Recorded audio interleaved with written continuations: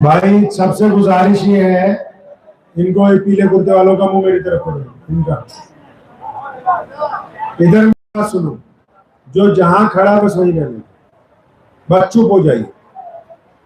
जो जहां है वहीं रहिए, खामोश हो जाइए। दुरूद शरीफ पढ़ो पहले, सल्लल्लाहु अलैहि वसल्लम। सल्लल्लाहु, जोर से कहना, अलैहि वसल्लम। सल्लल्लाहु सल्लल्लाहु, जो खड़े हुए इनकी अपनी आवाज आ रही है।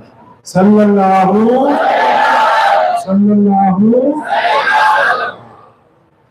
किसी ने पंजाबी से हजूर सल्लल्लाहु अलैहि वसल्लम की सिफ्त बयान की है, जाने रहने ना तो सारे पंजाब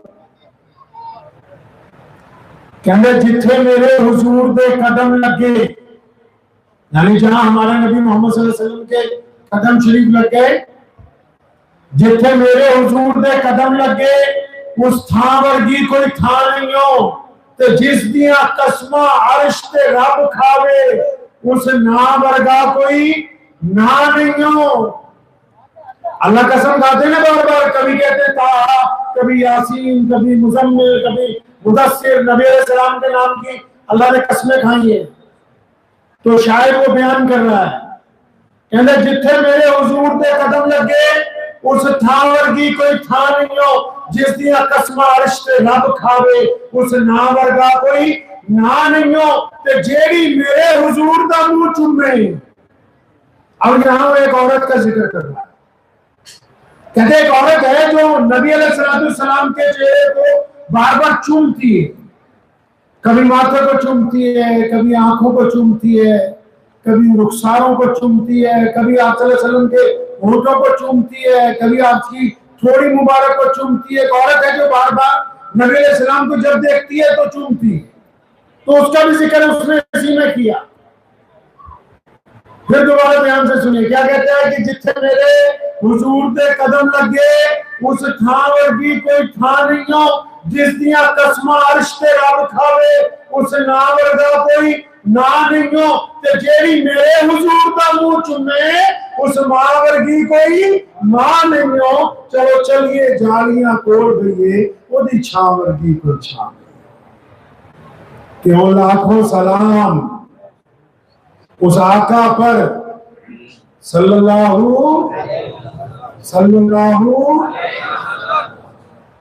क्यों लाखों सलाम उस आका पर, जुल्म लाखों जिसने तोड़ दिए, दुनिया को दिया पैगाम सकूं, तूफानों के रुख मोड़ दिए।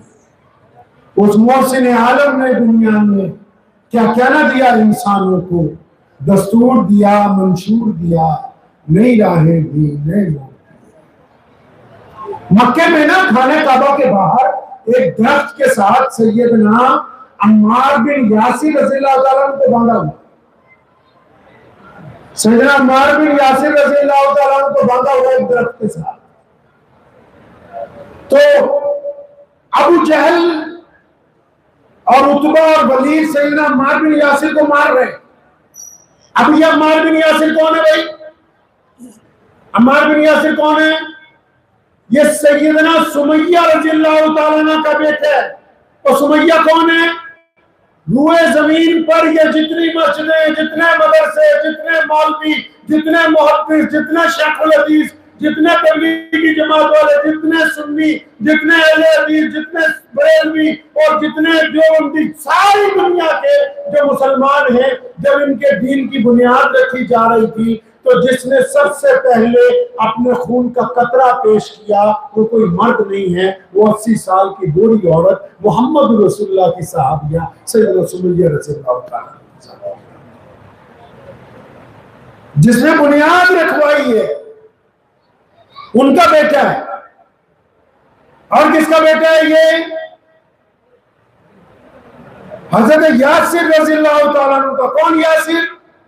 जो सुमैया के खामिद हैं, और सिर्फ खामिद ही नहीं, बीवी तो तमाम दुनिया में, तमाम मुसलमानों में शहीदों की सबसे पहली शहीद है। और इनका शौहर यानी अम्मार के वालिद, मर्दों में जो बंदा सबसे पहले शहीद हुआ वो भी पहले नंबर पे है, जिन्होंने मोहम्मद रसूलुल्लाह सल्लल्लाहु अलैहि वसल्लम के लिए कुर्बानी पेश की। अब अम्मार बिन यासिर को दरख्त से बांधा हुआ मार रहे, भाई क्या हो गया? अम्मार ने चोरी की है, डाका डाला है, अम्मार ने क्या कर दिया भाई? अब पता लगा कि अम्मार बिन यासिर का गुनाह ये है कि वो कहता है ला इलाहा इल्लल्लाह मुहम्मदुर रसूलुल्लाह। अच्छा, उसकी पिटाई हो रही, वो मान नहीं रहा, नबी अलैहि सलाम को छोड़ने के लिए तैयार नहीं। तो अचानक वहां से उमैया गुजरा। उमैया नबी अलैहि सलाम का बदतरीन दुश्मन है। तो वहां रिवाज था कि जब कोई बड़ा आदमी जाता था तो उसके जो गुलाम होते थे खरीदे हुए, वो पीछे पीछे चलते थे। अब उमैया जो है ये सैयदना बिलाल रज़ियल्लाहु ताला अन्हु का मालिक है। किसका मालिक है जी? सैयदना बिलाल का मालिक है। अब बिलाल भी ईमान ला चुके हैं, लेकिन मक्के वालों को और उमैया को भी पता नहीं है। अब जब ये वहां से गुजरे, अबू जहल ने उमैया को देखा, क्योंकि दोनों दोस्त थे, तो उसने उमैया को कहा इधर आओ, ये अम्मार बिन यासिर कलमा पढ़ चुका है, हम इसकी पिटाई करते हैं, ये मानता नहीं है। तुम्हारा गुलाम जो है बिलाल, ये 6.5-7 फुट इसका कद है, ये माशाल्लाह बड़ा ताकतवर बंदा है, पूरा हबशी है, और इसके जिस्म जो है बड़ा सुंदर है। तो इसको बोलो कि ये दुर्रा उठाए, अम्मार बिन यासिर की पिटाई करे, ताकि जब बिलाल मारेगा इसके हाथ में ताकत ज्यादा है, तो जब इसकी मार पड़ेगी तो अम्मार तड़प जाएगा और वो कलमे से इनकार करके वापस हमारे मजहब के अंदर आ जाएगा। तो चुनांचे यही हुआ। उमैया को जब अबू जहल ने कहा कि बिलाल को कहो कि वो अम्मार बिन यासिर की पिटाई करे, तो सैयदना बिलाल रज़ियल्लाहु ताला अन्हु को कह दिया गया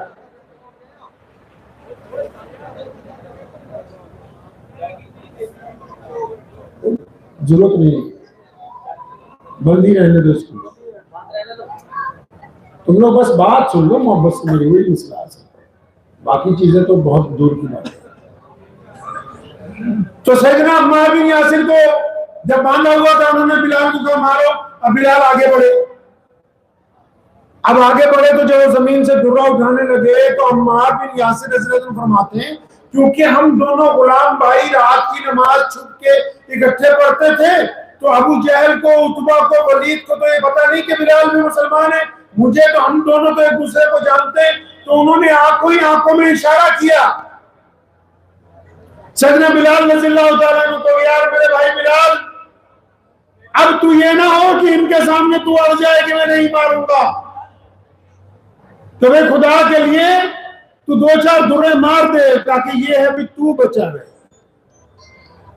तो सैयदना बिलाल रज़ियल्लाहु ताला आगे बढ़े, उन्होंने जमीन से जब दुर्रा उठाया तो एक निगाह सैयदना अम्मार बिन यासिर रज़ियल्लाहु ताला अन्हु पर डाली, और फिर दुर्रा ना तेज तेज घुमाने लगे, और अचानक पलटे और वो दुर्रा पूरी ताकत से अबू जहल के मुंह पर फेंक दिया। तो फरमाया, तू क्या समझता है बिलाल अकेला, मैं अम्मार बिन यासिर अकेला, मैं बिलाल भी तो मोहम्मद रसूलुल्लाह का गुलाम। यानी सैयदना बिलाल रज़ियल्लाहु ताला अन्हु ने उस इब्तिदाई इस्लाम में ये बात तय कर दी कि जो मोहम्मद रसूलुल्लाह सल्लल्लाहु अलैहि वसल्लम के मानने वाले होंगे, वो दोगले नहीं होंगे, वो बेईमान नहीं होंगे, वो ठग नहीं होंगे, वो जब किसी से वादा कर लेंगे तो उस वादे को पूरा करेंगे। वो ये नहीं हो सकता कि कमरे के अंदर कुछ और बात कहें, कमरे के बाहर कुछ और बात कहें। वो इंसान एक तरफ रहने वाले होंगे, क्योंकि अम्मार बिन यासिर के साथ वहां दारे अरकम में वादा हो चुका था कि हम दोनों कलमे के भाई हैं। तो उन्होंने अबू जहल को, उतबा को देख के अपने वादे को तोड़ा नहीं है। प्यारे मोहम्मद अलैहिस्सलाम खाना काबा का जब तवाफ करते थे, जब अभी मदीने नहीं गए थे, हिजरत नहीं हुई थी, तो अचानक अल्लाह की तरफ से पैगाम आया कि मोहम्मद सल्लल्लाहु अलैहि वसल्लम आप मक्के को छोड़े मदीना जाएं।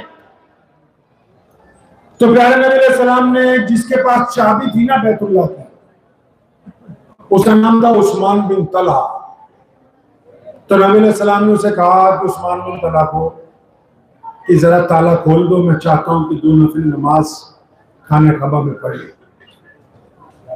तो उस्मान बिन तलहा ने आगे से सख्त बात की।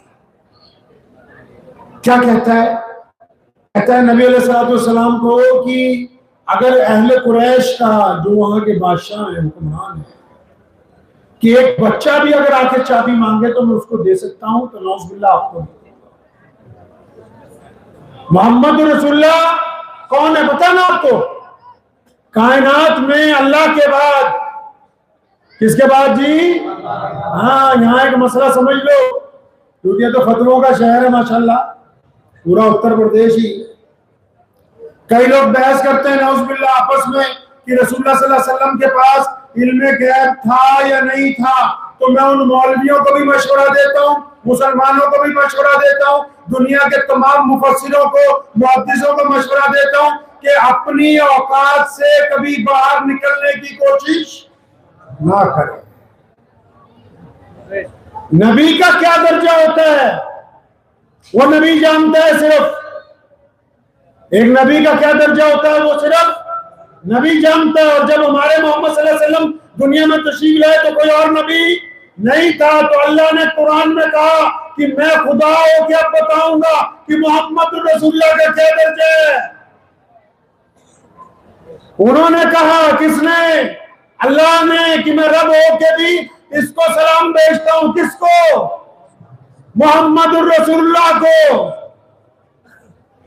मोहम्मद रसूलुल्लाह सल्लल्लाहु अलैहि वसल्लम के मुतालिक अगर कभी देवबंद वाले, बरेली वाले, सुन्नी हो, शिया हो, आपस में कभी ये बहस करने लग पड़े कि रसूलुल्लाह के पास क्या था क्या नहीं था, तो खुदा की कसम बहस करने वाले इस्लाम से तो बाहर निकल सकते हैं, वो मोहम्मद रसूलुल्लाह का दर्जा नहीं तय कर सकते। हर बंदे का एक दायरा होता है। कोतवाल होता है ना, उसका एक दायरा होता है। कोतवाल के बाद एक जिले का अधिकारी होता है, उसका भी एक दायरा होता है। उसके बाद फिर एक पूरी कमिश्नरी का बंदा होता है, उसका भी एक दायरा होता है। फिर स्टेट का मालिक, उसका भी दायरा। फिर एक मुल्क का मालिक, उसका भी दायरा। लेकिन हर बंदा कहां तक काम करता है? जहां तक उसका दायरा होता है। तो इस्लाम में इमाम अबू हनीफा रहमतुल्लाह अलैह से लेके शाह वलीउल्लाह मुहद्दिस देलवी तक 1250 साल का इतिहास ये कहता है कि हम में से किसी मौलवी ने, किसी मुहद्दिस ने, किसी मुफक्किर ने मोहम्मद रसूलुल्लाह सल्लल्लाहु अलैहि वसल्लम की अजमत को लेके, रसूलुल्लाह की शान को लेके, रसूलुल्लाह के इल्म को लेके कभी भी इसको इख्तिलाफ की वजह नहीं बनाया। क्योंकि मोहम्मद रसूलुल्लाह को अल्लाह ने क्या दिया क्या नहीं दिया, ये अल्लाह के अलावा कायनात में इसका फैसला कोई नहीं कर सकता। वो बदर की रात, जिस दिन मैदान बदर में मोहम्मद रसूलुल्लाह सल्लल्लाहु अलैहि वसल्लम उतरे, तो बदर में रात को जब सैर करने के निकले तो अबू बकर सिद्दीक साथ में, उमर बिन खत्ताब रज़ियल्लाहु ताला अन्हु साथ में, बिलाल हबशी रज़ियल्लाहु ताला अन्हु साथ में, अबू उबैदा बिन जर्राह साथ में, सैयदना उस्मान रज़ियल्लाहु ताला अन्हु उस वक्त मदीने में थे। जो जय्यद साहबा साथ में थे, रसूलुल्लाह ने अपनी छड़ी उठाई, अचानक एक जगह रुक के जमीन पर टेक लगा दी। फरमाया, अबू बकर, सुबह को अबू जहल यहाँ पर आके गिरेगा हमारे कदमों में। नारे तकबीर, नारे तकबीर, मरहबा इस्लाम, हज़रत सहाबा, शान रिसालत, हज़रत मौलाना मोहम्मद उस्मान साहब। अब वो चंद कदम फिर नबी अलैहिस्सलाम चले, फिर छड़ी जमीन पर लगा दी। फरमाया, उमर, यहाँ तक उमैया सुबह को यहाँ हलाक होने वाला। रसूलुल्लाह के पास क्या है क्या नहीं, इसका अंदाजा कोई इंसान जब शेख सादी ने शेर लिखने शुरू किए ना मोहम्मद रसूलुल्लाह की शान में, तो सल्लल्लाहु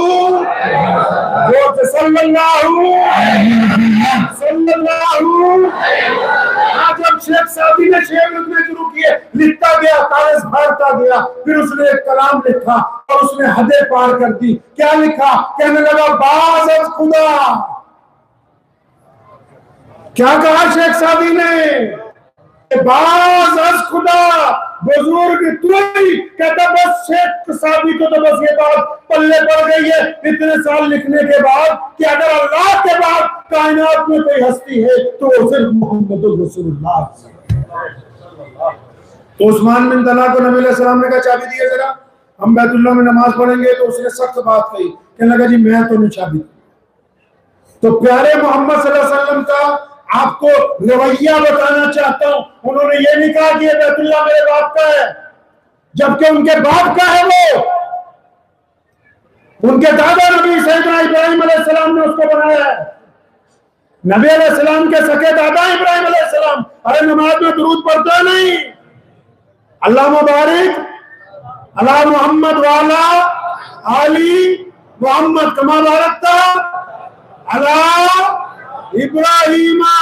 मोहम्मद रसूलुल्लाह के दादा हैं इब्राहिम अलैहिस्सलाम, इसलिए नमाज में हम दुरूद भेजते हैं उनपे, इसलिए नमाज में उनका नाम आता है। ये नहीं कहा उस्मान बिन तलहा को कि हमारे बाप ने घर बनाए, ये मेरे दादा का बनाया हुआ है, और मौजूदा मुतवल्ली भी सैयदना अब्दुल मुत्तलिब मोहम्मद रसूलुल्लाह के सके दादा हैं। और ये नहीं कहा कि हम इस शहर के मालिक हैं, हम इस कबीले के मालिक हैं। नहीं नहीं, उस्मान बिन तलहा के करीब पहुंचे, अपना एक मुबारक हाथ उठाया, उसके कंधे पर 2 थपकियां मारी, तो फरमाया इब्ने तलहा याद रखना, एक वक्त आएगा ये चाबी हम तुमसे वापस ले लेंगे। नबी की बातों में एतमाद देखें। नबी पूरी दुनिया के लोगों को ये समझा रहे हैं कि अगर कभी कोई चीज तुम्हारे हाथ में नहीं है तो मिन्नतें नहीं किया करते, अपने आप को उस मुकाम तक पहुंचाया करते हैं कि वो चीज आपके कदमों के अंदर वापस आ जाए। अब नबी अलैहिस्सलाम वहां से चल पड़े, खाने काबा से निकले, तो अपने एक दोस्त है उनके, नबी अलैहिस्सलाम का दोस्त कौन है भाई? अरे दोस्त कौन है भाई, बोलो। अब मैं फिर एक बात कह दूंगा आप लोगों को भी, तित्तरवाड़े वालों को, मौलवी को तनख्वाह क्या दे रहे? कितनी तनख्वाह है इमाम की? 10,000। अगर कटोरी में पानी डाल लें तो कोशिश हो सकती है कि उसमें डूब जाए हम। अल्लाह की कसम, हमारा जूता महंगा है, मौलवी की तनख्वाह कम है, तो तुम्हें किस तरह पता होगी रसूलुल्लाह सल्लल्लाहु अलैहि वसल्लम का दोस्त कौन है?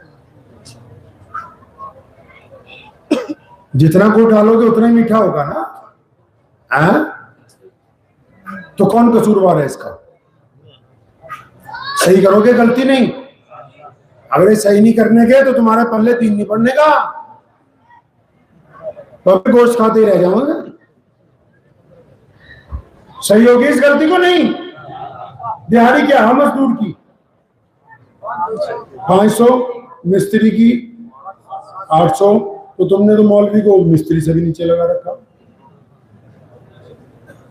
मुझे इन्होंने नहीं किसी ने कहा, ये मैं पूरे मुल्क में जाके पूछता हूँ मुसलमानों से कि भाई मोबाइल कंपनी का चाहिए, कार कंपनी की चाहिए, कपड़े ब्रांडेड चाहिए, घर में एसी कंपनी का लगवाना है, फ्रिज कंपनी का चाहिए, और दीन कंपनी का नहीं चाहिए। अरे दीन असली नहीं चाहिए भाई, अरे बोलो असली चाहिए नहीं। केला बेचने वाला भी फतवा दे रहा, डॉक्टर भी फतवा दे रहा, इंजीनियर भी फतवा दे रहा, मस्जिद का प्रधान भी फतवा दे रहा, कोई करोड़पति है वो भी फतवा दे रहा। तो भाई ये दीन क्या है, ये लोग बताएंगे? कोई इंजीनियर बता सकता है कि किस मरीज को क्या तकलीफ है और उसको कौन सा इंजेक्शन चढ़ाया जाए? कोई दर्जी ये बात तय कर सकता है कि कौन सा इंजन नहीं चल रहा तो उस मशीन के कौन से पुर्जे को खोल के बदल दें? बताओ तो सही, क्या कोई पेट्रोल पंप पे खड़ा हुआ बंदा ये बता सकता है कि बिजली का कनेक्शन अगर टूट गया तो उसको कैसे जोड़ें? तो दीन जिन लोगों से सीखना है उनके पास कब जाओगे? जिनसे दीन समझ में आएगा, जो दीन के रखवाले, जो दीन के सरपरस्त हैं, जो दीन के बानी मोहम्मद रसूलुल्लाह सल्लल्लाहु अलैहि वसल्लम के वारिस हैं, जब तक उनके पास नहीं बैठोगे, उनकी बात नहीं समझोगे, उन्हें अपना सरपरस्त नहीं बनाओगे, तो दीन कैसे समझाएगा? तो गलती दुरुस्त हो जाएगी नहीं इंशाल्लाह। दोबारा तभी आऊंगा जब मौलवी की तनख्वाह 30,000 हो जाए पूरे इलाके में। नहीं समझे? वो 1000 रुपए तो रोज हो कम से कम, क्या नहीं होनी चाहिए? ये मैं मजाक में नहीं कह रहा आपको बात, जब एक बंदा फ्री हो जाएगा अपने बच्चों से, घर वालों से, फिर रोजाना वो एक सीरत की किताब ढूंढ के लाएगा, नबी अलैहिस्सलाम की बातें तलाश करेगा, और फिर तुम्हें ईशा के बाद बैठ के नबी अलैहिस्सलाम की प्यारी प्यारी सुन्नतें बताएगा, तुम्हारी जिंदगी में तब्दीली आएगी, बच्चों की जिंदगी में तब्दीली आएगी, घर में खुशी आएगी। अब खुशियां तो ढूंढ रहे इधर उधर पैसे खर्च करने में, जहां से इल्म हासिल होना है, जहां से दीन का पता लगना है, उस तरफ तुम तवज्जो नहीं दे। तो नबी अलैहिस्सलाम के दोस्त कौन है? सैयदना अबू बकर सिद्दीक। कौन है दोस्त जी? अबू बकर है। कौन है जी? जोर से कौन है जी? अबू बकर है। मैं जलसा करने नहीं आया, आपसे बातें करने आया हूं। कौन है मोहम्मद रसूलुल्लाह के दोस्त? अबू बकर है। अब नबी अलैहिस्सलाम ने अब वो दोस्त कब बने थे बताए? मुसलमान होने के वक्त दोस्त नहीं बने, वो रसूलुल्लाह सल्लल्लाहु अलैहि वसल्लम के बचपन के दोस्त हैं, रसूलुल्लाह के पड़ोसी भी हैं, रसूलुल्लाह के लड़कपन के भी दोस्त हैं, रसूलुल्लाह के कारोबार के भी दोस्त हैं। अब नबी अलैहि सलाम सारी बातें उनसे करते थे। एक दिन अचानक उन्होंने कहा, अबू बकर ऐसा है कि अल्लाह चाहते हैं कि हम मक्का छोड़ें, तो मैं आपको साथ लेके जाऊंगा, तो जिस दिन जाना है मैं आपको बताऊंगा, तैयार रहना। अब की इस बात के तकरीबन 1 महीने बाद अल्लाह का हुक्म आया कि आप छोड़ दीजिए मक्का।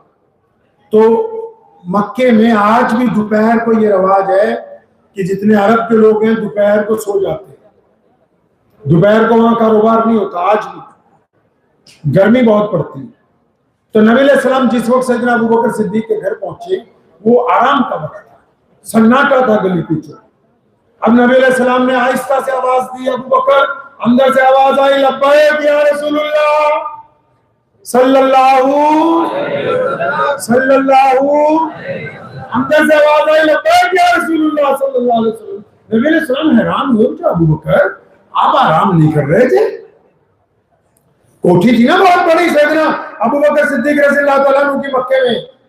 अभी जब उम्रा करने जाते हो, बाबे अब्दुल अजीज के बिल्कुल सामने जो होटल है, जिसको मक्का टावर कहते हैं, तो वो है जिसमें चांद सितारा बना हुआ, वो ज़मज़म टावर, वो नहीं। जो बाबे अब्दुल अजीज के बिल्कुल सामने गोल होटल बना हुआ जिसको मक्का टावर कहते हैं, वो अबू बकर सिद्दीक रज़ियल्लाहु तआला अन्हु की कोठी है। वो उसमें आज भी अबू बकर सिद्दीक मस्जिद बनाई गई है पहली मंजिल पे। तो नबी अलैहि सलाम ने जब दरवाजा खटखटाया तो हज़रत ने अंदर से आवाज दी, तो अबू बकर सिद्दीक ने फौरन जब लब्बैक कहा तो नबी अलैहि सलाम ने पूछा, अबू बकर आप आराम नहीं कर रहे थे? फरमाया, रसूलुल्लाह सल्लल्लाहु अलैहि वसल्लम आपने जिस दिन कहा था, सुनो दोस्ती कैसे होती है, दोस्ती के आदाब भी मोहम्मद रसूलुल्लाह सल्लल्लाहु अलैहि वसल्लम ने सिखा दिए। अबू बकर सिद्दीक रज़ियल्लाहु तआला ने ये बात भी समझा दी। कहने लगे, या रसूलुल्लाह सल्लल्लाहु अलैहि वसल्लम जिस दिन आपने कहा था ना कि अबू बकर तैयार रहना, उस दिन के रात जब अबू बकर आपके यहाँ से घर पहुंचता है तो कभी बिस्तर पर लेटा ही नहीं, दरवाजे से टेक लगा के आंखें बंद करके खड़ा रहता है, इन जाने कब मेरे महबूब आ जाए और मुझे आवाज मारे और उनको इंतजार न करना पड़ जाए। अब जब नबी अलैहि सलाम वहां से निकले, कहां से? मक्के से।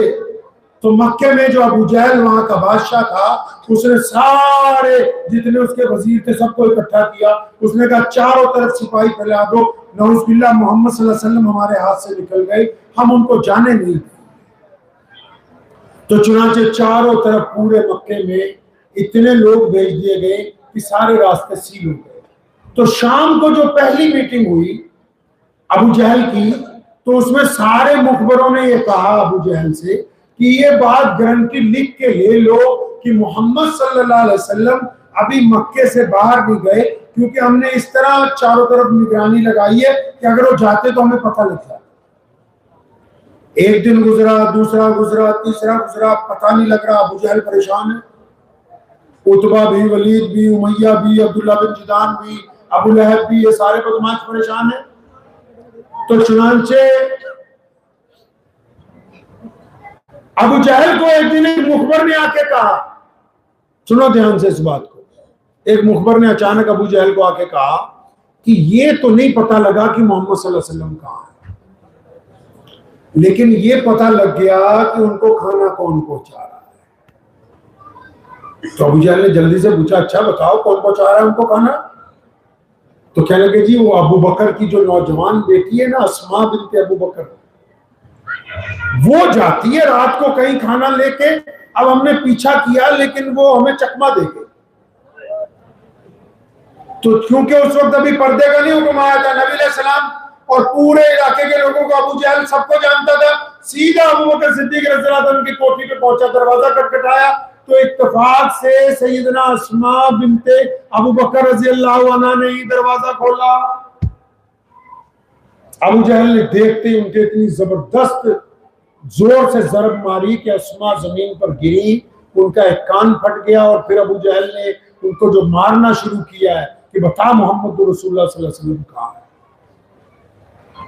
तो जब ज्यादा मार दिया अबू जहल ने, तो पीछे से किसी ने कान में कहा अबू जहल को कि अबू बकर सिद्दीक की बेटी है, वो कोई मामूली आदमी नहीं है, वो भी बहुत बड़ा शहजादा है और मक्के में उनका बड़ा कबीला है। अगर ये मर गई तो तुम मोहम्मद रसूलुल्लाह सल्लल्लाहु अलैहि वसल्लम को तो पता नहीं ढूंढ पाए ना पाए, यहां लड़ाई शुरू हो जाए।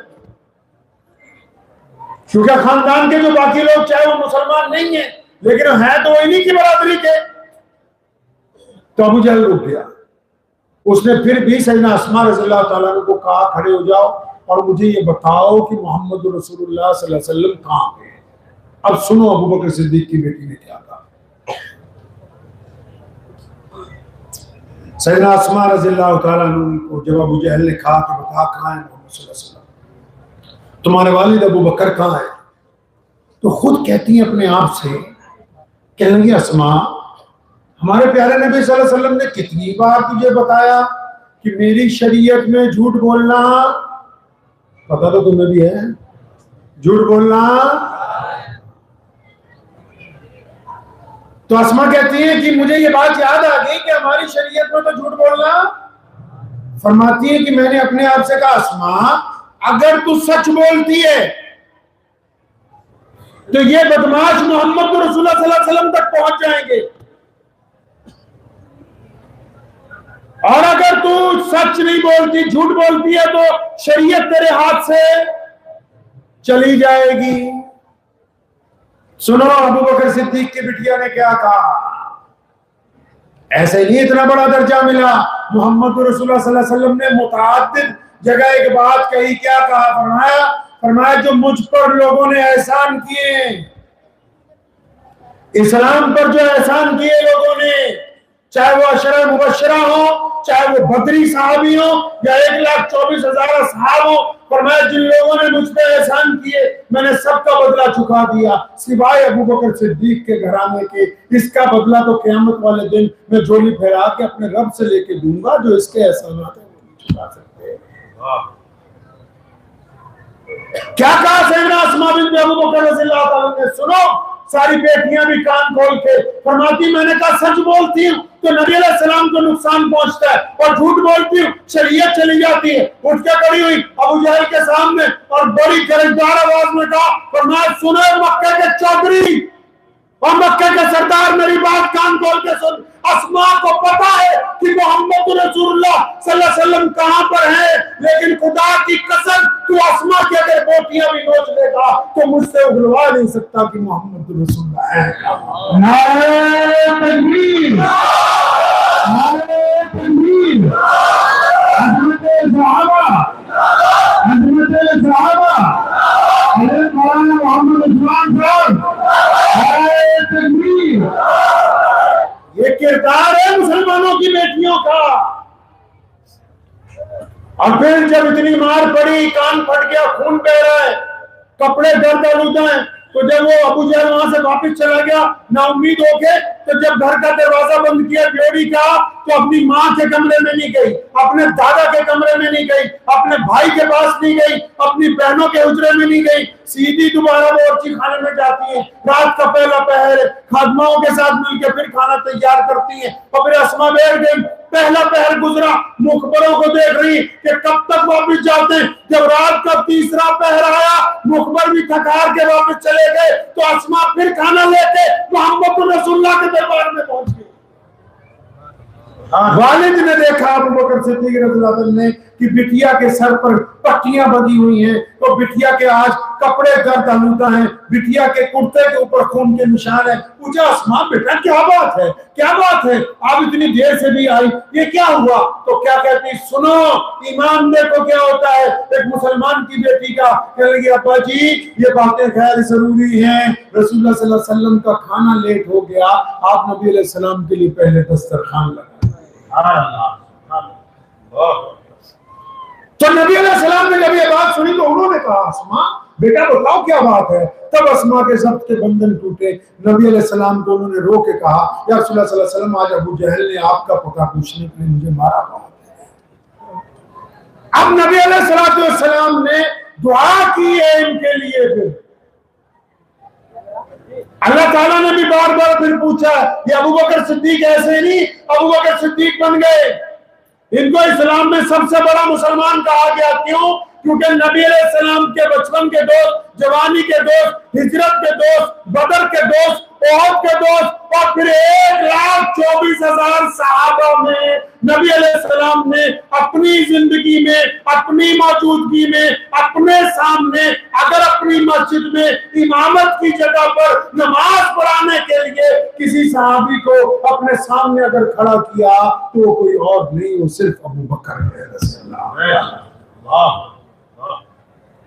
नबी अलैहिस्सलाम जब मदीना में थे ना, हमारे नबी सल्लल्लाहु अलैहि वसल्लम जब मदीना मुनव्वरा में पहुंच गए नबी अलैहिस्सलाम, तो नबी अलैहिस्सलाम ने जब वहां मस्जिद बनानी थी तो मस्जिद जब बनाने लगे तो मस्जिद में एक चबूतरा बनवाने लगे साथ में। सहाबा ने पूछा, बिलाल ने पूछा, अबू हुरैरा ने पूछा या रसूलुल्लाह सल्लल्लाहु अलैहि वसल्लम ये चबूतरा किस चीज का है? फरमाने लगे ये असहाबे सुफ़ा का चबूतरा है। या रसूलुल्लाह सल्लल्लाहु अलैहि वसल्लम वो कौन है? फरमाया जो भूखे होंगे, जो प्यासे होंगे, जो अंधे होंगे, जो अपाहिज होंगे, जो ज़हनी तौर पर बीमार होंगे, जो बेघर होंगे, मैं उन सबको यहाँ पर रखूंगा। पूछा या रसूलुल्लाह सल्लल्लाहु अलैहि वसल्लम हम उनका क्या करेंगे? नबी अलैहि सलाम ने फरमाया हम उनको पहले खाना खिलाया करेंगे, हम बाद में फिर खाना खाया करेंगे।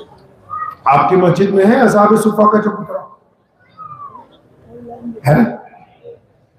आपके है पूरे गांव में किसी मस्जिद में असहाबे सुफ़ा का चबूतरा? अभी मुझे किसी ने कहा कि नौजवान नशे में जा रहे हैं। ये बात मैं अभी एक जगह जलसे के लिए गया तो वहां मुझे मौलवी ने कहा अजी नौजवान नशा कर रहे हैं। तो मैंने उनसे कहा कि क्या तुम्हारी मस्जिद मोहम्मद रसूलुल्लाह सल्लल्लाहु अलैहि वसल्लम की मस्जिद की तरह है? क्या हमारी मस्जिद नबी अलैहि सलाम की मस्जिद की तरह है? प्यारे पैगंबर अलैहिस्सलाम की मस्जिद में जब फजर होती है, जोहर होती है, असर होती है, मगरिब होती है, इशा होती है, तो जो फ्री टाइम नबी अलैहिस्सलाम के पास होता है तो वो नौजवानों के साथ या घोड़सवारी करते हैं, या नौजवानों के साथ कुश्ती करते हैं, या नौजवानों के साथ तीरंदाजी करते हैं, या नौजवानों की कोई भी जो होने चाहिए वो उसका इस्तेमाल करते हैं। तो क्या हमारी मस्जिद में भी कुछ ऐसे लोग हैं जो नौजवानों को कहते हो कि आ जाओ नमाज के बाद हम कुछ कंप्यूटर की एजुकेशन तुम्हें देंगे, या नमाज के बाद हम किसी जिम में बैठ के वर्जिश करेंगे, या नमाज के बाद कोई फुटबॉल का कैंप लगाएंगे, उस क्लब में जो नमाजी प्लेयर होगा वो जीत जाएगा तो हम उसको इनाम देंगे? क्या हमारी मस्जिद में भी असहाबे सुफ़ा का चबूतरा है जहां यतीमों को खाना मिलता हो, जहां मिस्कीनों को खाना मिलता हो, जहां अपाहिजों को खाना मिलता हो, जहां सिदरों की लोग खबरगिरी करते हो? अरे चबूतरा नहीं, कम से कम एक रजिस्टर ही हो, मस्जिद के मुतवल्ली को, इमाम को पता हो कि मोहल्ले में गरीब कौन है, मिस्कीन कौन है। पूरी दुनिया के सफीर आ रहे हैं, उनको चंदा दे रहे हो। तुम्हारे मोहल्ले में जो औरत भूखी सो रही है, तुम्हारे गांव के अंदर जिसकी छत गिरी हुई है, तुमने कभी मस्जिद वालों ने उठ के उसकी तरफ निगाह नहीं डाली। अब चाहे वो मुसलमान है या गैर मुस्लिम है, लेकिन तुम्हारी जिम्मेदारी बनती थी कि तुम उसकी खबर। मोहम्मद रसूलुल्लाह सल्लल्लाहु अलैहि वसल्लम की मस्जिद में गैर मुस्लिम आए, मुसलमान नहीं। मुसलमान तो आते ही था जब गैर मुस्लिम आए। नबी अलैहिस्सलाम के पेट से पत्थर बंधा हुआ भूख की वजह से, क्योंकि मदीने में कहे थे, और गैर मुस्लिम ने कहा अल्लाह के नबी सल्लल्लाहु अलैहि वसल्लम मैं आपके दरवाजे पे आया हूं, मुझे खाना खिलाए। मोहम्मद रसूलुल्लाह सल्लल्लाहु अलैहि वसल्लम की बिटिया ने अपने सर की चादर गिरवी रख के उसके लिए खाना तैयार करके दिया कि अगर कोई मस्जिद तक आएगा तो फिर उसको भूखा वापस नहीं कर सकते। नबी अलैहिस्सलाम की मस्जिद में एक गैर मुस्लिम ने आके सवाल किया, या रसूलल्लाह आप अल्लाह के नबी हैं, मुझे कपड़े दे। नबी अलैहिस्सलाम उसको लिबास देते। एक बुढ़िया आई, या रसूलल्लाह सल्लल्लाहु अलैहि वसल्लम मुझे सवारी चाहिए। नबी अलैहिस्सलाम उसको ऊंट पेश करते हैं। हमारी मस्जिद में भी है क्या कुछ ऐसा? हमारी मस्जिद में भी क्या कुछ ऐसा गरीबों के लिए इंतजाम है? मोहम्मद रसूलुल्लाह सल्लल्लाहु अलैहि वसल्लम जब दस्तरखान पे बैठते हैं, बिलाल को कहते हैं, बिलाल पहले चला जाओ, वो मस्जिद के सामने जिन लोगों को धरे उनसे पूछो खाना खाए। बिलाल जाते हैं, वापिस आते हैं, फरमाया अच्छा फिर दाई तरफ वालों से पूछ किया, आते हैं फिर बाई तरफ वालों से पूछ किया। एक औरत आई, नबी अलैहि सलाम मस्जिद नबी के दरवाजे पे पहुंचे, दौड़ती हुई या रसूलुल्लाह सल्लल्लाहु अलैहि वसल्लम रुक जाएं। नबी अलैहि सलाम उसकी बात सुन के रुक गए, कहने या रसूलुल्लाह आपसे कुछ पर्सनल बातें करनी। तो नबी अलैहि सलाम ने कहा बताओ क्या बात है। उसने सहाबा की तरफ इशारा किया, या रसूलुल्लाह इनके सामने नहीं, जरा अलग से चलो। आप सल्लल्लाहु अलैहि वसल्लम उसको लेके अलग चल पड़े, रेत पर बिठा दिया उसने मोहम्मद रसूलुल्लाह सल्लल्लाहु अलैहि वसल्लम को। या रसूलुल्लाह ये मदीने के जो बच्चे हैं ना मेरे पीछे पीछे दौड़ते, मुझे पगली पगली कहते हैं, आप हुक्म जारी करें ना, मुझे कोई ना छेड़े। नबी अलैहि सलाम ने अबू हुरैरा को बुलाया, हुक्म जारी कर दो, आज के बाद तो इसको छेड़े नहीं। बहुत देर सिदरे लोग होते हैं ना गांव देहात में, अरे हर गांव में 2-4 लोग ऐसे होते हैं कि नहीं, कुछ मर्द होते हैं, कोई बूढ़ा, कोई बच्चा होता है कि नहीं। अब सुनो तुम्हारे नबी अलैहि सलाम ने सिदरों के साथ क्या किया। जब वो बहुत देर बातें करती रही तो प्यारे नबी अलैहि सलाम को अचानक उठ के कहती कि रसूलुल्लाह सल्लल्लाहु अलैहि वसल्लम आप तो लेट हो जाएंगे, तो मैं जाती हूँ, आप भी जाइए। प्यारे पैगंबर अलैहिस्सलाम ने फरमाया सुन, अगर कभी दोबारा जरूरत पड़ जाए तो मेरी मस्जिद का दरवाजा हमेशा खुला है, आप दोबारा तशरीफ लेके आए। और जब वो औरत चली गई, पगली औरत, तो सहाबा जब इकट्ठे हुए तो एक सहाबी ने बड़े अदब से कहा था या रसूलुल्लाह सल्लल्लाहु अलैहि वसल्लम मैं आपको एक इत्तला दूं। हाँ बताओ क्या इत्तला देनी है। या रसूलुल्लाह ये जो औरत आई थी ना ये पगली है, इसका दिमाग नहीं चलता, ये थोड़ी सिदरी है। तो नबी अलैहि सलाम ने क्या बात की, फरमाया मैं भी जानता हूँ ये सिदरी है, सारा मदीना इसकी नहीं सुनता, मैं भी नहीं सुनूंगा तो फिर कौन सुनेगा। ये मुसलमान नहीं अगर यतीमों को संभालेंगे, ये मुसलमान अगर सिदरों को नहीं संभालेंगे, ये अगर अपाहिजों की खबरगिरी नहीं करेंगे तो दुनिया में और कौन ऐसा है जिसके नबी अलैहिस्सलाम ने कहा को ये काम करते हुए गुजर जाना। इस्लाम को जिस तरह से चलाना हम तो बिल्कुल उसके बरक्स दूसरी तरफ करें। नबी अलैहिस्सलाम मस्जिद नबी के मिंबर पे एक औरत आ गई मस्जिद के गेट पर, उसके कपड़े कोई बादशाहों जैसे नहीं, कोई खूबसूरत नहीं है बहुत ज्यादा। नबी अलैहि सलाम ने दूर से देखा, तेज तेज कदम उठाते अम्मा जी के पास, अम्मा जी अस्सलाम वालेकुम। अम्मा ने भी कंधे पे हाथ रख के पूछा बच्चे कैसे? प्यारे पैगंबर अलैहि सलाम की आंखें अश्क बहा है, अम्मा मैं बहुत अच्छा हूँ, आज तुम आई हो मैं और अच्छा हो गया, मुझे खुशी हुई कि मेरी माँ मुझे मिलने के लिए आई है। नबी अलैहि सलाम ने अपनी रहमत वाली चादर उतारी। कौन सी चादर? ऐसे नहीं समझ आने का तुम्हें कौन सी चादर, मैं बताता हूँ कौन सी चादर। जिस चादर को लेकर नबी अलैहिस्सलाम लेटते हैं, आराम करते हैं, और जब जिब्रील आए बुर्राक लेके नबी अलैहिस्सलाम को अल्लाह के पास मिलवाने जाना है तो अल्लाह को कहा जिब्रील ने कि अल्लाह तेरा महबूब सो रहा है, मैं आवाज दूं। अल्लाह ने बताया नहीं नहीं, तुम इतने बड़े भी नहीं हो कि मेरे नबी को आवाज दो और मेरे नबी चौंक जाए। तो जिब्रील ने कहा अल्लाह से, या अल्लाह फिर नबी अलैहिस्सलाम को हाथ लगाऊं? और फरमाया ठीक है तू फरिश्तों का सरदार है, लेकिन इतना बड़ा नहीं बना कि नबी अलैहिस्सलाम के जिस्म को हाथ लगा ले। जिब्रील ने कहा या अल्लाह उठाना कैसे? फरमाया कैसे क्या? चल मोहम्मद रसूलुल्लाह के कदमों की तरफ हो जा, अपने दोनों घुटने जमीन पर लगा। या अल्लाह जमीन पर घुटने लगा दिए, अब क्या करें? फरमाया अपने होंठ रसूलुल्लाह के तलवों से लगा दे ताकि इनकी ठंडक से काली कमली वाले की आंख खुल जाए। इतनी कीमती चादर जिसको भरोसा देना रूहुल अमीन जिब्रील अमीन अपने लिए इज्जत की बात समझे, वो चादर मोहम्मद रसूलुल्लाह अपनी माँ के लिए बिछा रहे। और वो माँ वो नहीं है जिसने पैदा किया, क्योंकि जिस माँ ने पैदा किया वो 6 साल की उम्र में नबी अलैहिस्सलाम को छोड़ के अल्लाह के पास चली गई। इस माँ ने सिर्फ 6 महीने दूध पिलाया। ये दाई हलीमा है, आज जब मिलने के लिए आई है तो नबी अलैहिस्सलाम ने अपनी चादर बिछा दी ताकि पूरी दुनिया को और तितरवाने वालों को बता दे कि जब किसी की माँ उसको मिलने के लिए आ जाए तो अपनी सबसे कीमती चीज उसके आगे निछावर करते ही माँ का एहतराम होता है। उम्मे असद का जिस दिन इंतकाल हुआ है रज़ी अल्लाह तआला अन्हा, नबी अलैहिस्सलाम की रज़ाई माँ है। उम्मे ऐमन रज़ी अल्लाह तआला अन्हा नबी अलैहिस्सलाम की रज़ाई माँ है। जब इनका इंतकाल हुआ, नबी अलैहिस्सलाम तमाम जनाजों में जाते थे, कब्रिस्तान में जनाजा पढ़ते थे, लेकिन जब इन माओं का इंतकाल हुआ, जनाजे से पहले कब्र देखने गए, और फिर इस हद तक अपनी माओं से प्यार था कि कब्र की लहर में उतर गए। साहबा को कहने लगे मैं लेट कर देखूंगा, आखिर तुमने मेरी माँ को यहाँ पर रखना है, तो तुमने सही तरह तैयार की है कि नहीं की, ताकि आने वाली नस्लों को बताना था कि कायनात में अल्लाह के बाद जिसका दर्जा है, वो भी अगर किसी के लिए उठ के खड़े होते तो अपनी वालदा के लिए उठ के खड़े होते हैं।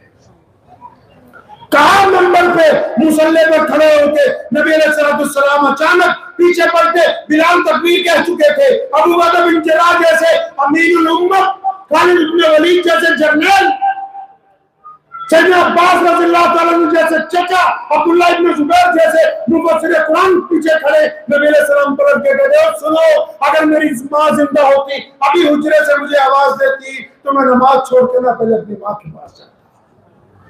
आप सल्लल्लाहु अलैहि वसल्लम एक जगह खैमाज़न है, मदीने से बाहर एक औरत आ रही है तेजी से, उसने सहाबा के नेज़े पकड़े, एक तरफ हटा दिए कि मैं मोहम्मद और रसूलुल्लाह की बहन, हट जाओ, तुम मुझे रोक नहीं सकते।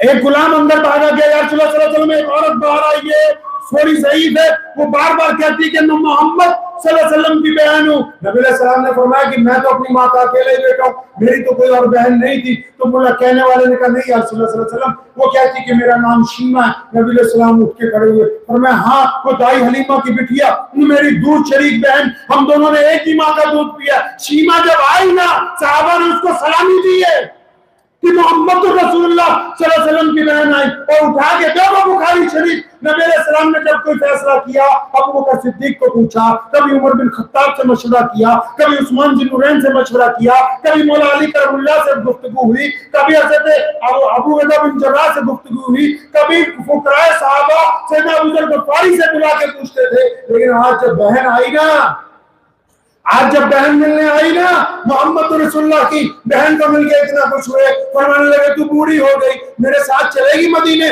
तुझे कोठी लेके दूंगा, गुलाम रखूंगा, तेरी खिदमत करेंगे। नहीं या रसूलुल्लाह, मैं तो वापस जाऊंगी मिलके। अच्छा, अपने गुलाम को बुलाया, अपने पर्सनल सेक्रेटरी को बुलाया, सैयदना बिलाल को और सैयदना अबू हुरैरा को, फरमाया मेरी बहन के साथ कितने लोग हैं बाहर, सबकी दावत का इंतजाम करो, कितने लोग हैं सबको नई सवारियां दो, बहन के लिए कपड़े लेके आओ, बहन के लिए तोहफे लेके आओ, रास्ते की खाने की पैकिंग करो। रसूलुल्लाह सल्लल्लाहु अलैहि वसल्लम ने जब बहन आई ना, उसको लाद के भेजा, ताकि किराने वालों को बताना था कि जब बहन घर पे मिलने आए तो बीवियों से मशवरे करके 500 के नोट नहीं निकाले जाते, फिर अपनी पूरी ताकत से अपनी बहनों को दिया जाता है। ये बता रहे हैं तकबीर, नारे तकबीर, अहमद सहाबा, मजहर इस्लाम, हिंदुस्तान, हिंदुस्तान, हजरत मौलाना मोहम्मद उस्मान साहब, प्यारे मोहम्मद अलैहिस्सलाम जब मक्का मुकर्रमा की एक गली से गुजरे हैं ना, तो वहां गुलाम चक्की चला रहा है और रो रहा है, प्यारे नबी अलैहि सलाम मुझे रोता क्यों है? वो कहने लगा कि मेरा मालिक मुझे मारता है, पर मैं हम तेरी मदद करेंगे। अब नबी अलैहि सलाम घर गए, खजूर लाए, दूध लाए, उसको पिलाया और कहा तू आराम कर। वो हैरान है कि गुलामों की तो कभी मदद नहीं होती, ये कौन है इतनी प्यारी सूरत वाले? तो नबी अलैहि सलाम को कहने लगा, अजी मैं आराम करूंगा तो चक्की कौन चलाएगा? फिर मैंने तू आराम कर, तेरी जगह चक्की हम खुद चला देंगे। और वो मुसलमान नहीं है जिसके लिए नबी अलैहि सलाम ने चक्की चलाई, जिस बुढ़िया की गठरी उठाई वो मुसलमान नहीं, जिस गुलाम के पैसे अबू जहल के से निकलवा के वापस दिए वो मुसलमान नहीं। मोहम्मद रसूलुल्लाह के दरबार में जब भी कोई आया, एक दफा एक अपना आ गया, गैरों से तो ये मामला है जो मांगते दे रहे, एक दफा एक अपना साहबी आ गया, या रसूलुल्लाह बड़ा परेशान हूं, मेरे पास तो कुछ है नहीं। तो नबी अलैहि सलाम ने कहा, सुन कुछ तो होगा। या रसूलुल्लाह कुछ भी नहीं, उसके पास एक चादर थी, पर मैं चादर तो है, पर मैं जी रसूलुल्लाह तो बड़ी पुरानी है, फटी हुई है, पर मैं यही ला। नबी अलैहि सलाम ने चादर अपने हाथ में पकड़ी, साहबा को कहा कोई है जो इसकी कीमत दे दे? फटी हुई चादर, एक कौड़ी की भी नहीं वो, क्योंकि नबी अलैहि सलाम के हाथ में। तो साहबा ने कहा, या रसूलुल्लाह एक सोने का सिक्का। नबी अलैहि सलाम ने फरमाया कम है और बढ़ाओ। किसी ने कहा, या रसूलुल्लाह आपके हाथ में तो, फरमाया अब ठीक है। उसको 2 सिक्कों में फरोख्त किया गया, सोने के 2 दिनारों में, और उस बंदे को नबी अलैहिस्सलाम ने दिनार पकड़ाए, फरमाया एक दिनार से पूरे महीने का राशन खरीद ले घर का, दूसरे दिनार से कुल्हाड़ी खरीद के ला, वो लाया। प्यारे पैगंबर अलैहिस्सलाम ने अपने हाथ से दस्ता लगाया, फरमाया सुन मांगना नहीं है, चला जा और जाके लकड़ियां काट, बाजार में बेच, खुद भी खा और दूसरों को भी। नबी अलैहिस्सलाम ने जो हमको दीन दिया, प्यारे पैगंबर अलैहिस्सलाम ने जो हमको तरीका अता फरमाया है, वो कायनात में सबसे खूबसूरत तरीन तरीका है। अभी आप में से कितने लोग पंजाब आए हमारे पास? पंजाब में तो हमारे ज्यादा गैर मुस्लिम भाई बहन रहते हैं, तो जब वो परेशानी में आए तो हमारे दिल में एक बात आई कि जब यहाँ के मुसलमानों के साथ वहाँ के सिख भाइयों ने, हमारे हिंदू भाइयों ने, वहाँ के दलित भाइयों ने, वहाँ के जैनियों ने और वहाँ के जितने और कौमें पंजाब में, सिर्फ एक ही नहीं, वहां जितनी कौमें बसती हैं वो इतनी प्यारी हैं कि उन्होंने हमेशा लोगों का साथ दिया। तो हमारे दिल में एक बात थी कि जब इन्होंने सबका साथ दिया है तो हमको इनकी साथ देना चाहिए। तो आप लोग जब वहां पहुंचे तो जब वो खिदमत की इब्तिदा करनी थी ना जी, क्या समझे मेरी बात? सुनो, कोई बात इनको बातें कर दो, आप मेरी बात सुनो। जब खिदमत की इब्तिदा करनी थी तो हमने तमाम बात समझा है, ये हमें किसने सिखाया भाई? मोहम्मद रसूलुल्लाह ने। किसने सिखाया? मोहम्मद रसूलुल्लाह सल्लल्लाहु अलैहि वसल्लम ने। अब उसमें भी सुन्नतें हैं। अब हमें तो दो ही सुन्नतें पढ़ा, एक तो फजर की सुन्नत है, एक बिरयानी के बाद जर्दा खाने की। हाँ जी, ज्यादा तो वही पता, फजर वाली तो बहुत कम। तो हमने तमाम, हमारे वालिद शेर इस्लाम मौलाना हबीबुर रहमान लुधियानवी रहमतुल्लाह अलैह, वो हर काम में बस उनकी ये था, हम सबको उनका गुरबीदा बनाती रही सारी जिंदगी कि कभी कोई काम बगैर सुन्नत के नहीं किया। जिस जगह वो लुधियाना जामा मस्जिद में बैठते थे ना, जिस जगह 24 घंटे वो बैठते थे, तो उन्होंने कई मुफ्तियों को पूछा भी नबी अलैहिस्सलाम ने गोल तकिया लगाया? उनके नहीं लगाया। तो आप आज भी जाएंगे तो उनकी मसनद पे तकिया नहीं। कोई काम जिंदगी में ऐसा नहीं किया जो सुन्नत के मुखालफत करता हो, कोई काम। हालांकि हम लोग कर सकते हैं बहुत सारे काम, अल्लाह के नबी ने मना तो नहीं किए, लेकिन वो हर काम, जब कोरोना आया, जब ये काम हमने करना था, जब सामान की पैकिंग करने लगे ना, 2 बिस्कुट के पैकेट, 1 किलो चीनी, 1 किलो दाल, तो हमारे वालिद साहब ने टोका, तो फरमाया ये तुम्हारा थैला सुन्नत के मुताबिक नहीं है। हम बड़े हैरान हुए कि अब्बा जी सुन्नत कौन सी है? फरमाया चलो इमाम बुखारी रहमतुल्लाह अलैह को देखो, हमारे नबी सल्लल्लाहु अलैहि वसल्लम के दरबार में अगर कोई आता था, वो जब किसी की मदद करते थे तो इस हद तक देते थे कि सामने वाला कहता था या रसूलुल्लाह सल्लल्लाहु अलैहि वसल्लम रुक जाइए, अब मैं ये गठरी उठा नहीं सकता, इसका वजन जो है मेरे वजन से ज्यादा हो गया। तो अब जो हमने तकसीम की पूरे सूबे में अनाज, जो चावल दालें तकसीम की, तो जो किट बन के आई, हमने उसकी मिकदार कितनी की? 1 किट की 100 किलो। क्योंकि हम एहसान करने नहीं जा रहे, हम मोहब्बत निभाने जा रहे हैं। बंदा जब अपने घर में आटा लेके जाएगा, कितना लेके जाएगा जी?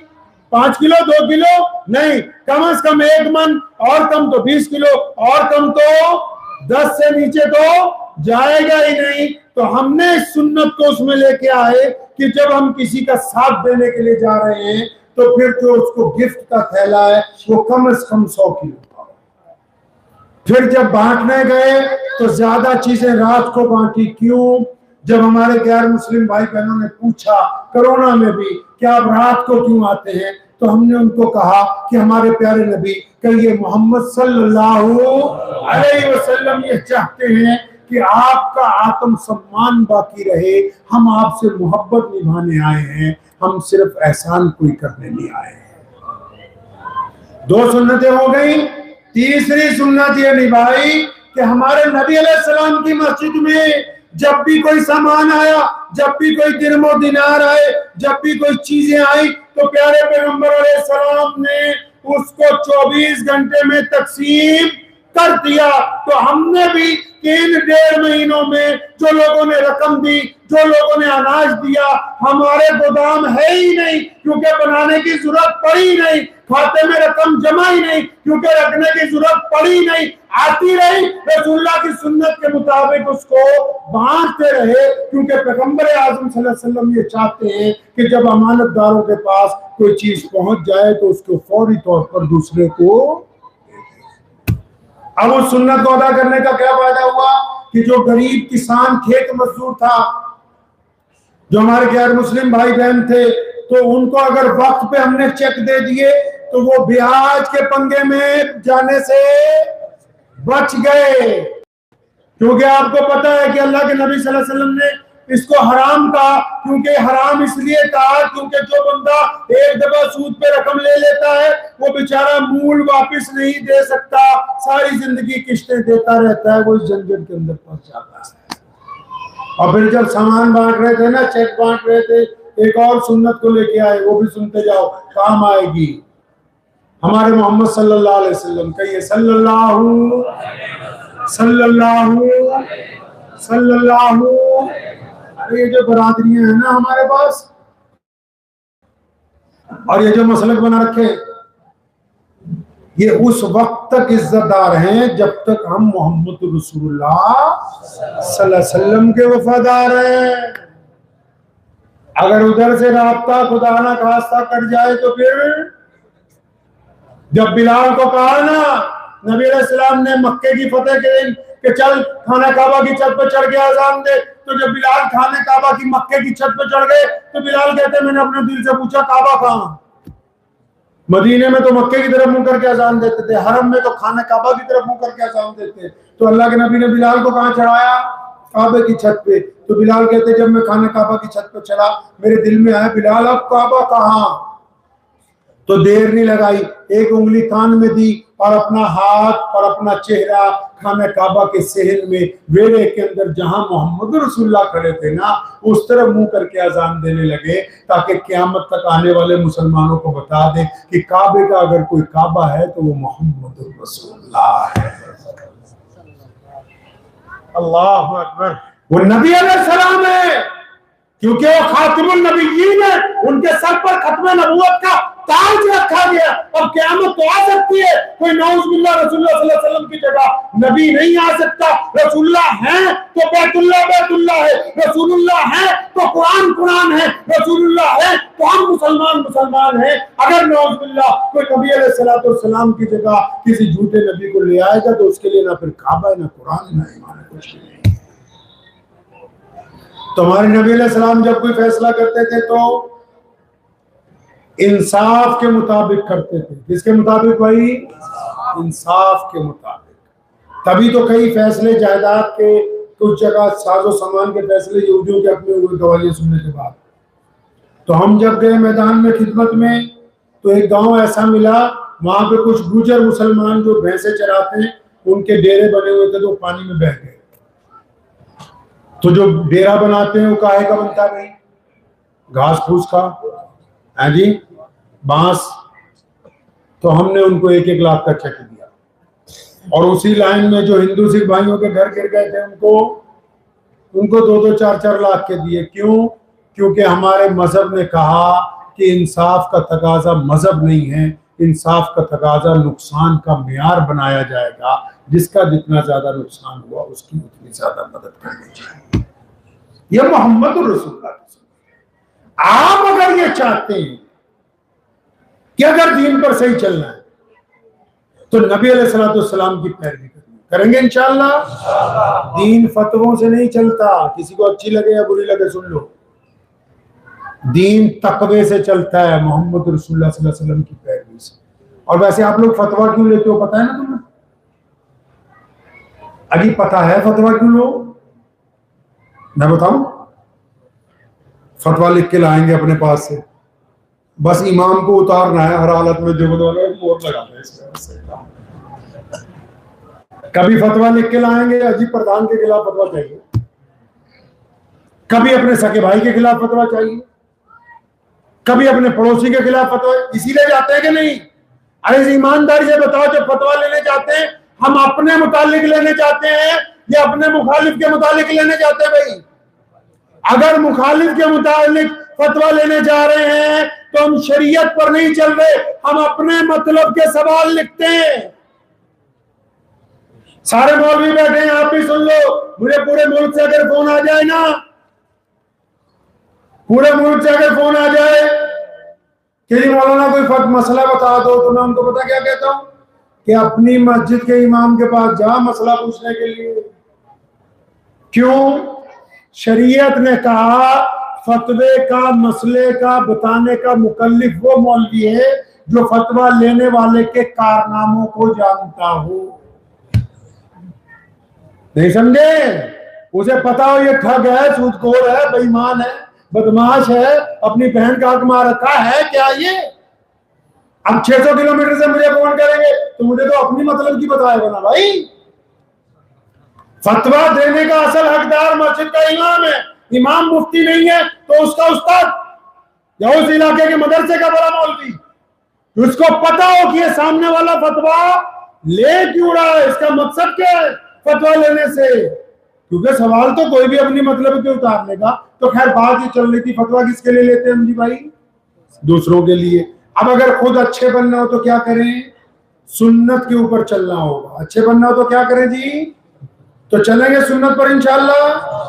तो सुन्नत में नबी अलैहिस्सलाम ने सूद लेना और देना दोनों क्या है जी? अब जो चीज अल्लाह को नहीं पसंद अगर हम वो करेंगे तो बरकत होगी नहीं। तो इससे दूर भागना है, इस बीमारी से दूर भागना है। ये अच्छी चीज नहीं है, आपकी सेहत को बर्बाद कर रही है, सिर्फ अमाल को नहीं सेहत को भी बर्बाद कर रही है। सूद लेने वाला भी टेंशन में और देने वाला भी टेंशन में। लेने वाले को ये फिक्र लगी हुई कि महीना खत्म हो रहा, कब ये पैसे देगा नहीं देगा। देने वालों को ये टेंशन हो रही कि पैसे है नहीं तो देने कहां से। तो दोनों ही बीमार हो रहे हैं और पैसे कहां जा रहे हैं? दवाइयों के ऊपर खर्च हो रहे। तो इसलिए इस बात को ज़हन नशीन कर लें। और ये जो आपके हाथ में मोबाइल है ना, जो मोबाइल, इसको इस्लाम के लिए, खुदा के लिए इस्तेमाल करो, अपने समाज के लिए, अपने देश के लिए इस्तेमाल करो, खुराफात के लिए इस्तेमाल करो। मैंने सब मौलवियों को कहा अभी क्या क्या महाराष्ट्र में कि हर एक मस्जिद का एक यूट्यूब चैनल हो, पता नहीं किसी को अच्छी लगे या ना लगे, हर एक मस्जिद का एक फेसबुक पेज हो, इंस्टाग्राम का पेज हो। उसकी वजह ये बताता हूँ तुम्हें कि जिस तेजी से हम ऑनलाइन जा रहे हैं, 2-4 साल बाद अगर आपका नौजवान बच्चा रात को घर पे बैठा है और उसके दिल में ख्याल आया कि मैं सैयदना अबू बकर सिद्दीक रज़ियल्लाहु अन्हु के बारे में कुछ पढ़ूं, तो इंटरनेट की बड़ी बीमारी ये है कि जब हम उस पर कुछ लिखते हैं कि फलां चीज के बारे में बता, तो सबसे पहले वो नजदीक की मालूमात को इकट्ठा करेगा। जो लोग इंजीनियर है वो समझ जाएंगे इस बात को। इंटरनेट में क्या बीमारी है, जब हम कुछ लिखेंगे तो पहले वो इस इलाके की, अगर मैं लिखूंगा कि जामा मस्जिद, तो उसने लुधियाना की जामा मस्जिद नहीं दिखानी। लुधियाना लिख भी दूंगा तब भी वो दिखाएगा कि किराना में जामा मस्जिद यहाँ पर। अभी अगर मैं अपने मोबाइल में लिखूं जामा लुधियाना, तो वो उसको बाद में दिखाएगा, पहले मुझे बताएगा भी यहाँ भी है। तो अगर हमने इंटरनेट पे पूरे इस्लाम को अपलोड नहीं किया, अब किसी बच्चे ने लिखा कि सैयदना अबू बकर सिद्दीक कौन है, अब हमारे मौलवी अगर चुप है इंटरनेट पे, तो उसमें जो इस्लाम मुखालिफ ताकते हैं उन्होंने अगर ये भर दिया कि नौज़ुबिल्लाह अबू बकर सिद्दीक रज़ियल्लाहु ताला अन्हु के हम दुश्मन हैं, तो उस बच्चे के दिमाग में जो पहले दिन बात बैठ जाएगी, फिर हम सब जलसे करके भी समझाते रहेंगे, उसकी समझ आने वाली नहीं। इसको अच्छाई के लिए इस्तेमाल करेंगे। इमाम हसन रज़ियल्लाहु ताला अन्हु का नाम सुना भाई? इमाम हसन रज़ियल्लाहु अन्हु का नाम नहीं सुना? अरे रसूलुल्लाह सल्लल्लाहु अलैहि वसल्लम के नवासे हैं, मौला अली करमुल्लाह वजू के बेटे, सैयदा फातिमा ज़हरा के बड़े बेटे, इमाम हुसैन शहीद के बड़े भाई, मुसलमानों के 5वें खलीफा, जिनको 5वां खलीफा बनाया गया, जिन्होंने खिलाफत इसलिए छोड़ दी कि मुसलमानों के 2 गिरोह आपस में ना लड़े, जिनको जहर देके शहीद किया गया, और कब ये बात है तुम्हें पता लगेगी? अगर अपने उलमा के पास नहीं बैठोगे, तुम्हें दीन समझाएगा कौन? खुदा के लिए पलटो अपने दीन की तरफ। इमाम हसन रज़ियल्लाहु अन्हु को किसी ने पूछा, हसन अच्छा बंदा कौन सा है, मुत्तकी बंदा कौन सा है, परहेजगार बंदा कौन सा है? सुनो इमाम साहब रज़ियल्लाहु अन्हु ने क्या कहा। अब आप कौन से किसको मुत्तकी समझते हो? भी दाढ़ी बढ़िया हो, पगड़ी बढ़िया हो, टोपी बढ़िया लगा रखी हो, कुर्ता पजामा? नहीं नहीं नहीं, आप भी पता कर सकते हो कौन है बढ़िया बंदा। हज़रत इमाम साहब रहमतुल्लाह अलैह फरमाते हैं कि जो बंदा घर में तन्हा हो, चाहे बच्चा है, बूढ़ा, जवान, औरत, मर्द, कोई भी, आज वो रात को कभी तन्हा लेटता है अपने कमरे में, फरमाया जब जिसकी तन्हाई पाक है, तन्हाई पाक है, वो अल्लाह का वली है। मिसाल के तौर पे जब आप लेट गए, अब आप किसी की बेटी के बारे में सोच रहे हो कि उसका नंबर मिल जाए, तो इसका मतलब आप बदमाश हैं। आप लेट के ये सोच रहे हैं कि सुबह दुकान पे फला बंदे को 2000 की ठगी मारनी है, इसका मतलब आप ठग हैं। आप लेट के ये सोचते हैं कि अपनी बहन को किसी हालत में भी जमीन में से हिस्सा नहीं देना, तो इसका मतलब आप गासिब हैं।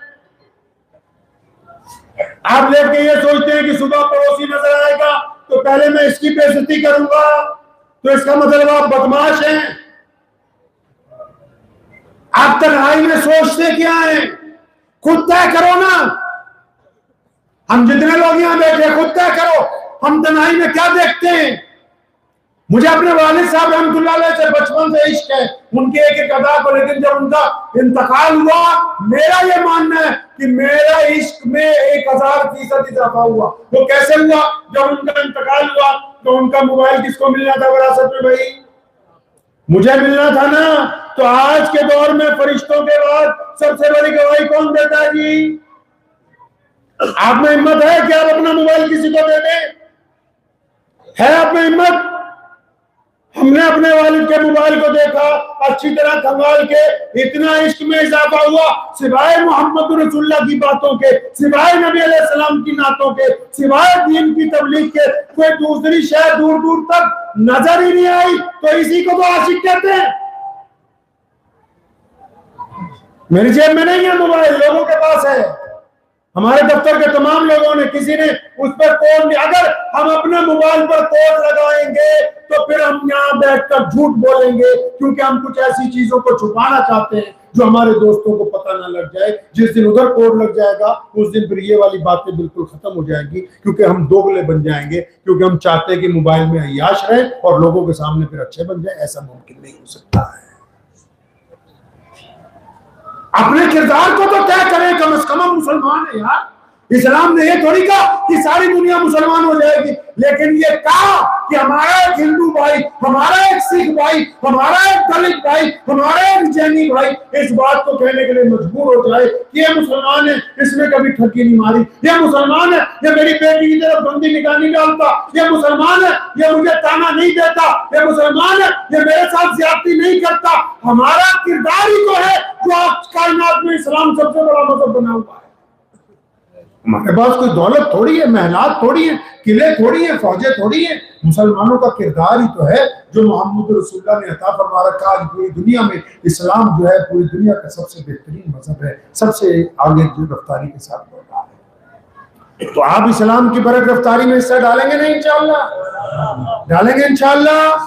इस्लाम की फोटो देखिए, नहीं देखी? दिखा दूं? फतवा न लगा दूं बाद में मौलवी साहब की फोटो, लेकिन दिखा देता हूं।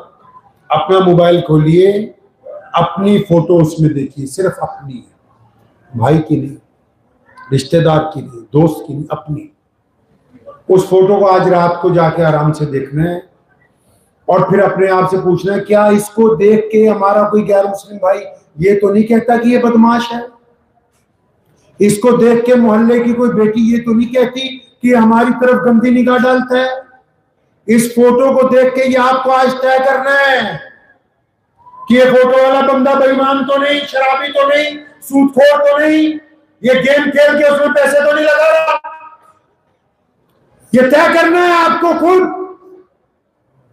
अगर आप ये तय करने में कामयाब हो गए, सुन लो मेरी बात, मैं मानता हूं मरने के बाद बहुत कुछ होने वाला है। मैं बहुत सारे मौलवियों से गुजारिश भी की, तुम सुबह शाम बताते हो मरने के बाद ये होगा। अरे कुछ जीने की बातें भी कर ले कि जीना कैसे है। मरने के बाद की जिंदगी का आधार किस पे है? इस जिंदगी पे जो अब हमारे पास, इसको अच्छा बनाएंगे इंशाल्लाह, बनाएंगे अच्छा इंशाल्लाह। ये तय कर लो कि हमने अपने किरदार से इस्लाम को दुनिया में बेहतरीन मजहब के तौर पर पेश करना है। करेंगे इंशाल्लाह। तो दुआ कीजिए, वक्त भी बहुत हो गया है, कि अल्लाह करीम मुझे भी और आप सबको इन बातों के ऊपर अमल की तौफीक अता फरमाए। ये तो आपके जो मौलाना साहब मोहतरम साहब है, क्या नाम है उसका, मौलाना मारूफ साहब, मेरे पीछे हाथ धो के पड़ गए। और एक दिन मैं दिल्ली जा रहा था और रास्ते में पहुंच गए पानीपत, तो साबिर है ना यहाँ, और फिर नाहिद भाई उस दिन आए, तो हमारी बहन आई, तो इनकी वालदा, तो इनसे वादा हो गया कि आ रहे हैं दरबार। तो ये इन हजरात की मोहब्बतें हैं कि आप हजरात की ज़ियारत हो गई सबकी माशाल्लाह। तो मैं उम्मीद करता हूँ कि कुछ तब्दीली लाएंगे हम इंशाल्लाह, लाएंगे। तो उसके लिए एक काम जरूरी करना है। अरे इधर देख लो मुझे, इनको छोड़, एक काम जरूरी करना, हमारे नबी अलैहिस्सलाम की एक बड़ी प्यारी सुन्नत है, उसको अदा करना है। करेंगे इंशाल्लाह। पता है कौन सी सुन्नत? बता दें। हमारे नबी अलैहिस्सलाम 24 घंटे पॉजिटिव रहते थे, मुस्बत। मतलब अगर कोई गलत चीज भी कहता था ना आके, तो आप सल्लल्लाहु अलैहि वसल्लम उसकी अच्छाई बयान करते थे। मिसाल के तौर पे एक साहबी ने शराब पी ली, तो उनके दुर्रे लग रहे हैं, किसी ने कहा कि तेरा बेड़ा कर को, नबी अलैहि सलाम ने डांटा, फरमाया सुन, हमको इसके अमल से नफरत है, इसकी जात से नफरत है। तो हमने भी पॉजिटिव रहना है, रहेंगे पॉजिटिव इंशाल्लाह। हम लोग क्यों पीछे हैं पता है? क्योंकि हम नेगेटिव चलते, अपने पास से तय करते हैं कि यार फला बदमाश है जी, फला चोर है जी, फला डाकू है जी। अल्लाह के नबी अलैहि सलाम ने मना फरमाया बदगुमानी गुनाह है, बदगुमान नहीं होना, किसी से भी नहीं होना, मुसलमान हो गैर मुस्लिम हो, किसी से बदगुमान नहीं। अच्छी राय कायम करनी। कौन सी राय कायम करेंगे? अच्छी राय इंशाल्लाह। अगर आप अच्छी राय कायम करेंगे तो आपके सिर्फ अच्छा बनने से पूरे घर का माहौल अच्छा। घर में जब कभी लड़ाई होती है ना, मेरी माँ बहनें बेटियां अगर सुन रही है तो उसका कसूरवार औरत नहीं है, कौन है? मर्द है। अब आप सोचोगे पता नहीं हमें नीचे कर रहा, मर्द कसूरवार होता है। क्यों? अल्लाह ने मर्द को इतनी ताकत दी है कि वो सब्र का मुजाहरा आसानी से कर सकता है, उसके अंदर जब्त की ताकत है। नहीं समझे? इश्क भी जब मर्द करते हैं तो कब्र तक निभाते हैं। तो अगर हम जब्त से काम लेंगे तो घर में लड़ाई नहीं होगी, माशरे में लड़ाई नहीं होगी। कमजोर लोग वो हैं जो जरा सी बात को इज्जत का मसला बना ले। कमजोर कौन है? जो छोटी सी बात को ही इज्जत का मसला बना ले। अगर मेरे हाथ में अभी चाय का कप होता और मुझे पीछे से कोई धक्का मार दे तो क्या गिरता है इसमें से जी? अरे बोलो तो। हजरत खाना बनवाया लोगों के लिए? गोश्त बनवाया? रात में गोश्त नहीं खाते, रात में गोश्त नहीं खाते। ठीक है। तो अगर मेरे हाथ में चाय होती तो क्या गिर जाता जी? चाय। और अगर इसमें गुलाब जल होता तो गुलाब जल। इसी तरह हमारा सीना है, ये दिल है। जब कोई हमें तकलीफ पहुंचाता है, कोई ताना मारता है, कोई पीछे से धक्का मारता है नुकसान पहुंचाने के लिए, तो हमारे दिल में जो है वही हमारी जुबान पर। अब जो सारा दिन गंदी गंदी गालियां दे रहा है तो वो, इसका मतलब वो इरादतन गाली नहीं दे रहा, उसके अंदर भरी गालियां हुई। इरादतन बद्दुआ नहीं दे रहा, उसके दिल में हसद भरा हुआ। इरादतन धमकी नहीं दे रहा हुआ, उसके दिल के अंदर खुन्नस भरी हुई। इस अंदर वाले प्याले को साफ करना करेंगे साहब इंशाल्लाह। आप लोगों का तो बड़ा मसला यही है, मैंने समझ लिया इस मसले को। कुर्सियां कम पड़ जाए, एक दूसरे की बर्दाश्त करना सीखें। ये रसूलुल्लाह की सुन्नत है। मुसलमानों में जितने भी खलीफा बने ऐसे नहीं बने किसी का मुझे बता देना कि वो खिलाफत उठा के एक दूसरे की गोद में फेंकते रहे और भाग लिया वहां से उठ के कि हम नहीं बनने के। तो इस बात को ज़हन नशीन कर लें कि हमने ज़ब्त को अपने अंदर कायम करना है, अपनी पर्सनैलिटी को अच्छा बनाना है। किसको जी? आपकी जो अपनी पर्सनैलिटी है उसको अच्छा बनाना है। लोगों को छोड़ दो, अगर जी मैं सगे भाइयों को ठीक करूंगा तो बीवी को ठीक करूंगा तो बहनों का, नहीं भाई वो सब बात की बातें। हमें अल्लाह ने एक दूसरे पर जज नहीं लगाया। अल्लाह ने हमको एक दूसरे पर, अरे बोलो, एक दूसरे पर जज नहीं लगाया। उस काम के लिए इस मस्जिद में एक मेंबर बनाया, उस पर इमाम साहब को कहा कि जुम्मे वाले दिन खड़े हो जाएं। इमाम को भी अल्लाह ताला ने ये हुक्म दे दिया, कान खोल के सुन ले, कि वहां खड़े होके बात तो करनी है जुम्मे में कि सूद लेना बंद कर दो, दूसरों की बेटी की तरफ गंदी निगाह ना डालो, ताना ना दो, चुगली ना करो, जो जो बाहर बाजार में बदमाशियां हो रही उनका जिक्र करना, लेकिन जो लोग बदमाशी कर रहे हैं उनका नाम बिल्कुल भी, ताकि वो भी अच्छे बन जाएं, उनकी बदनामी ना हो, वो अच्छे बन जाए। तो सबसे पहली जिम्मेदारी क्या है कि हम खुद अच्छे बने। हम दूसरों के बनाने के चक्कर में फतवे लेने जा रहे हैं। वो हाल है, इतना ढेर लग रखा कागजों का। मैं भी मजार लूम गया था, फतवे में फतवा, एक एक गांव से 20-20 कागज आ रहे हैं। और कभी अपने ऊपर भी फतवा लगवा लो भाई, नहीं तो प्यारे नबी अलैहिस्सलाम को ढूंढना है सीरत की किताबों में, मौलवियों के पास जाके बैठना है कि आज नबी अलैहिस्सलाम का कोई किस्सा सुना। इतने वाकयात हैं, खुदा की कसम जिंदगी खत्म हो जाएगी, कोई एक मौलवी पूरी सीरत नहीं बयान कर सकता। मजाक नहीं कर रहा मैं आपसे, कोई एक मौलवी नबी अलैहिस्सलाम की पूरी जिंदगी बयान नहीं कर सकता, अगर 24 घंटे भी लगा रहा है सारी जिंदगी पढ़ लिखने के बाद। इतनी नबी अलैहिस्सलाम की तालीमात, उन्होंने कोई बात छोड़ी ही नहीं है। तो हमें तो अपने नबी अलैहिस्सलाम के तरीके पर चलना। चलेंगे तो दुआ कीजिए अल्लाह मुझे भी और आप सबको भी इन बातों पे अमल की तौफीक अता फरमाए।